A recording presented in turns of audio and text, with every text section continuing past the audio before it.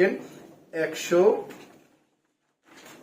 100 এবং 100, অর্থাৎ এই 300 টাকার এই যে প্রথম সাক্ষ্য দ্বিতীয় সাক্ষ্য মাত্র 50,000 টাকা আমি প্রথম ফাইলের সাথে জমা দিয়েছি, দিয়ে তারপর ফাইল সাবমিট করেছি। আশা করি তারা আমাকে যেভাবে বলেছে তাতে খুব তারা শতভাগ নিশ্চয়তা দিয়েছে। এমনকি আমি যে টাকা দিয়েছি এই 50,000-এর একটা তারা আমাকে চেক দিয়েছে, মানে রিসিপ্ট মানি, এবং আমি যে টাকা জমা দিয়েছি সেটার স্লিপে।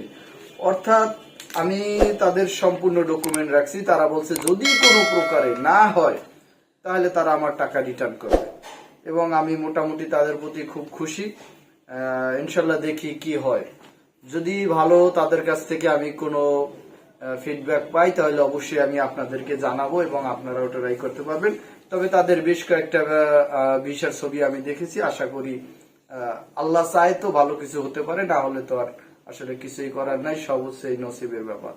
তো বন্ধুরা, আপনারাও ট্রাই করতে পারবেন। যারা এখনো সার্বিয়ার জন্য ফাইল জমা দেননি চাইলে দিতে পারেন, কারণ অনেক সময় ফেক নিউজ সারা দেশে ছড়িয়ে পড়ে, কিন্তু আসলে সার্বিয়ার ভিসা এখনো চালু আছে।